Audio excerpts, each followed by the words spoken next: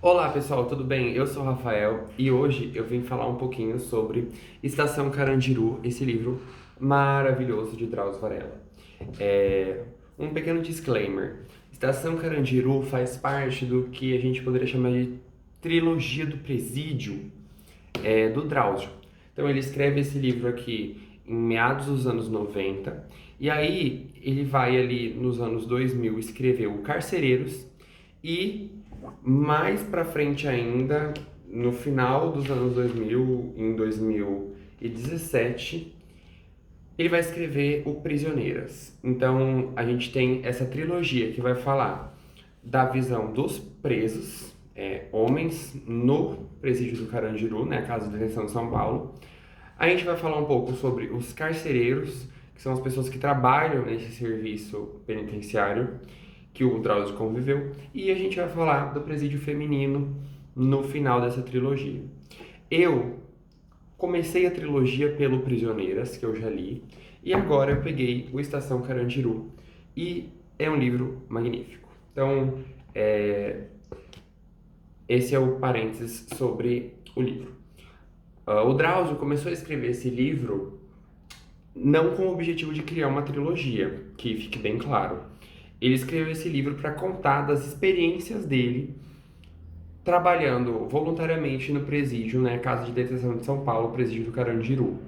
Ele começa os trabalhos ali em 89, ele vai contar isso pra gente no livro, e ele vai falar então do que ele fez nessa casa. Então ele trabalhava na enfermaria e também atendia alguma coisa ambulatorial ali, acho que toda segunda-feira.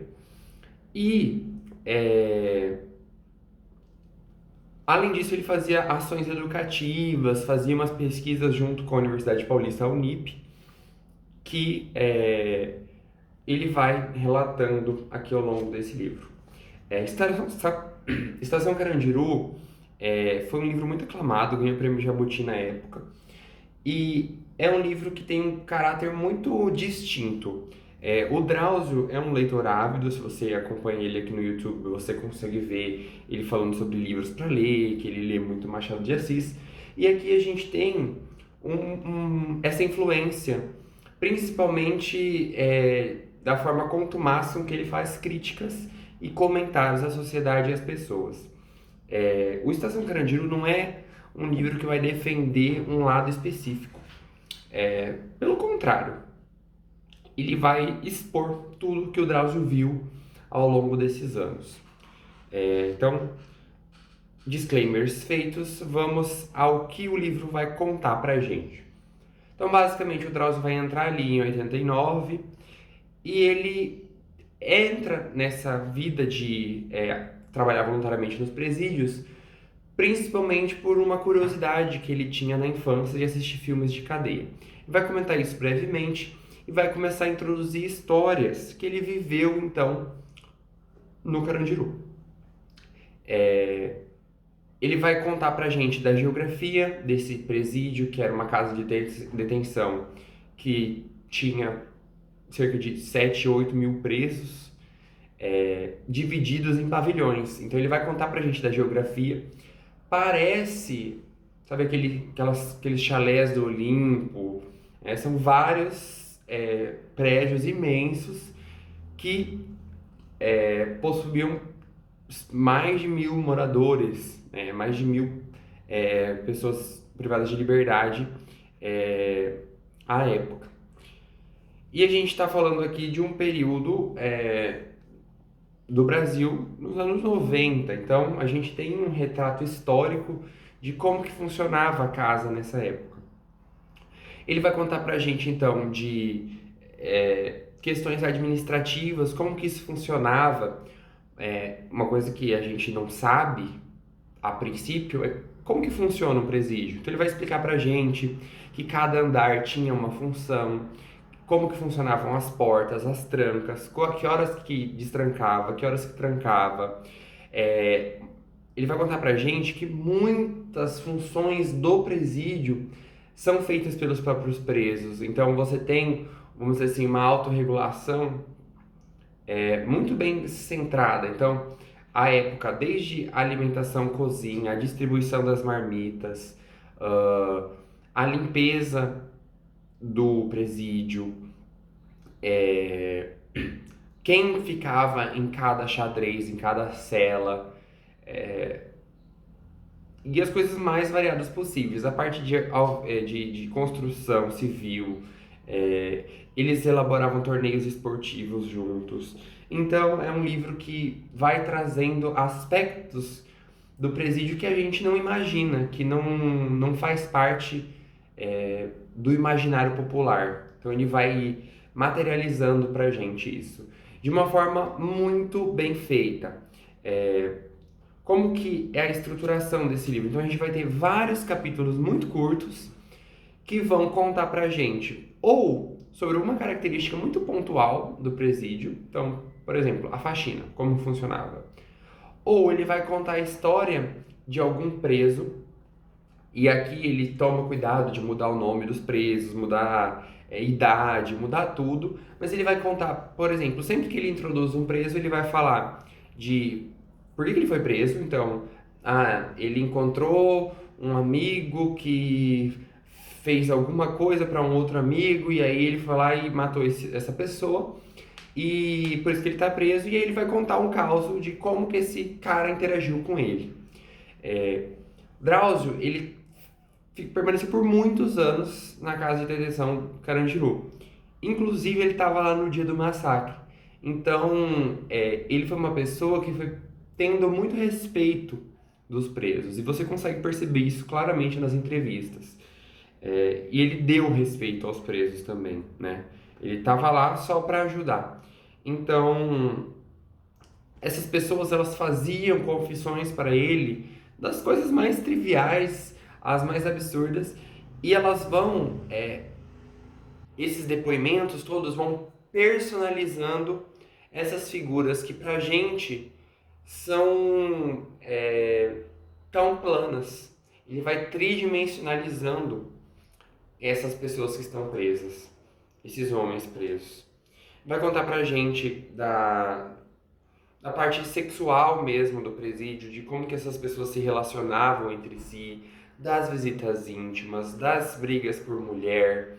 Ele vai contar sobre a penúria que é para as pessoas visitarem os presos. Então, é um livro bastante interessante.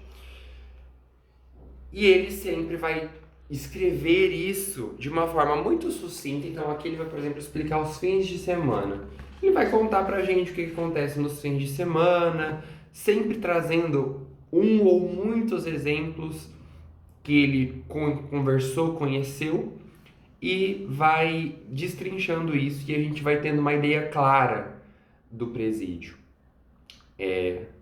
Nessas edições novas, a gente tem também um caderno colorido, nessa aqui, e um caderno preto e branco com ilustrações, né, com imagens, figuras muito interessantes e marcantes, que ajudam a gente a formar esse imaginário, vamos dizer assim, mais baseado na realidade. Então, é um livro fantástico. Como eu disse, Drauzio estava presente no dia do massacre. E ele traz pra gente, no final do livro, nas cerca das últimas 50 páginas, um crescendo de informações a respeito do massacre, e informações que ajudam a gente a entender o que aconteceu. Apesar de que talvez a gente nunca entenda exatamente o que aconteceu. Basicamente, a gente tinha no Carandiru 9 pavilhões, sendo o 8 e o 9 os mais populosos. O 8 era de pessoas residentes no crime, então eram pessoas que já eram criminosos há muito tempo, então eles conseguiam se interagir de uma forma mais pacífica, apesar de toda a agressividade envolvida. E o 9 era das pessoas que acabaram de entrar no presídio. Então era um bloco, né, um pavilhão muito passional. E aí, em determinado momento, da tarde do dia 2 de outubro de 1992, a gente começa a ter uma confusão entre duas facções rivais ali do 9. E qual que era a prática adotada? Eles deixavam eles resolverem entre si, cada um se recluía, eles trancavam o pavilhão e em algum momento as coisas sanavam. Só que a polícia estava no presídio fazendo alguma coisa e a gente sabe que eles tiveram aval, talvez eu esteja falando bobagem, mas teve algum aval da parte administrativa do estado de São Paulo, coisas com o governador, prefeito e tudo mais. E eles fizeram uma invasão, então, nesse pavilhão 9, usando de toda a força policial possível. E eles chacinaram, então, 111 pessoas, segundo os registros oficiais. E a gente vai tendo toda essa operação descrita na visão dos que sobreviveram. Então, os pavilhões, eles tinham 5 andares. E essa confusão aconteceu ali mais ou menos no terceiro. E eles vão falando sobre fatos que foram um encadeando o outro e que resultaram em uma chacina. Os presos, eles descobriram que a polícia ia entrar, eles jogaram óleo nas escadas, por exemplo, para a polícia ter problema, né, não conseguir subir as escadas. Só que eles subiram tranquilamente, eles mataram muita gente nas celas, né, nos xadrezes, e eles fizeram os sobreviventes carregarem esses corpos para o térreo. E depois que esses presos carregavam os corpos, eles matavam os presos lá embaixo. Então, eles usaram da força do Estado de uma maneira chocante para quem lê esse relato e eu acho que para quem viveu isso, né? Apesar de todas as particularidades desse evento. E aí a gente acaba então com aquela que é a frase mais impactante do livro, que é o último parágrafo do livro, que vai falar o seguinte, lerei para vocês. No dia 2 de outubro de 1992, morreram 111 homens no pavilhão 9, segundo a versão oficial. Os presos afirmam que foram mais de 250, contados os que saíram feridos e nunca retornaram. Nos números oficiais, não há referências a feridos. Não houve morte entre os policiais. Então, o que a gente depreende isso aqui? Que eles mataram 111 pessoas, muita gente foi ferida, essas pessoas foram para o hospital, nunca mais voltaram, só que elas não foram contabilizadas dentre os mortos. E se não houve policiais feridos, a gente pode pensar que não houve resistência desses presos. Então foi uma execução sumária. E aí, esse livro não vai abordar isso, mas nos livros posteriores, e principalmente nas entrevistas, o Drauzio vai ratificar muito o fato de o massacre do Carandiru ter sido o pontapé inicial para a formação do PCC. Ele relata isso muito bem no Prisioneiras, mas a gente consegue, então, entender por quê, né? A polícia, ela usa da violência legítima do Estado para cometer o que, sei lá, é a maior chacina do Brasil em termos de penitenciários. E os presos não tiveram a chance de se defender. E isso motivou eles a fundar, então, o PCC. Enfim, é um livro bastante reflexivo. O Drauzio tem uma escrita muito fluida. Eu li esse livro em, sei lá, 3 dias.